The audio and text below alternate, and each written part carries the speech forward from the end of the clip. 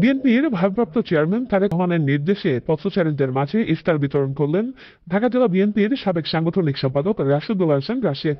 শনিবার সন্ধ্যায় Savar radio colony বাস স্ট্যান্ডে কয়েক শতাধিক পথচারীদের মাঝে বিভিন্ন ইফতার সামগ্রী তুলে দেওয়া হয়।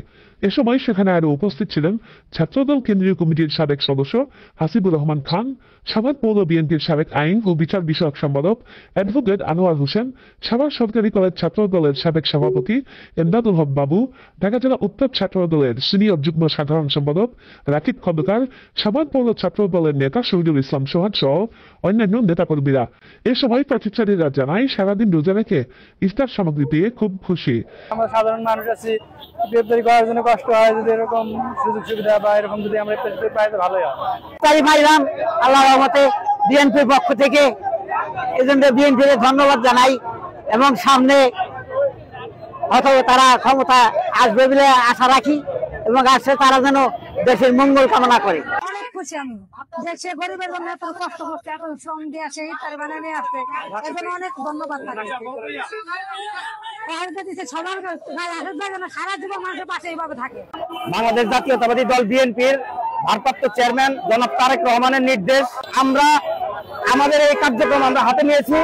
আমাদের এই কার্যক্রম আগামী 22 রোজা পর্যন্ত চলবে। এ সময় রাশেদুল হাসান রাশেদ জানান, বিএনপির ভারপ্রাপ্ত চেয়ারম্যান তারেক রহমানের নির্দেশে আমরা 5 দিন ব্যাপী ইফতার বিতরণ কর্মসূচি হাতে নিয়েছি। আজ তারই ধারাবাহিকতায় দ্বিতীয় দিন ইফতার বিতরণ কার্যক্রম শুরু করেছি। বাংলাদেশ জাতীয়তাবাদী দল বিএনপির পক্ষ থেকে বিএনপির সম্মানিত ভারপ্রাপ্ত চেয়ারম্যান জনাব তারেক রহমানের নির্দেশে আজকে আমরা অসহায় গরিব মানুষের মধ্যে এই পবিত্র রমজানের ইফতার বিতরণের জন্য এই রেডিও কলোনি বাস স্ট্যান্ডে উপস্থিত হয়েছি এবং আমাদের বিএনপির প্রতিষ্ঠাতা শহীদ রাষ্ট্রপতি জিয়াউর রহমানের জন্য আপনারা দোয়া করবেন, দেশনেত্রী বেগম খালেদা জিয়ার জন্য আপনারা দোয়া করবেন এবং আমাদের বিএনপির ভারপ্রাপ্ত চেয়ারম্যান জনাব তারেক রহমানের জন্য আপনাদের সকলের কাছে দোয়া চাই।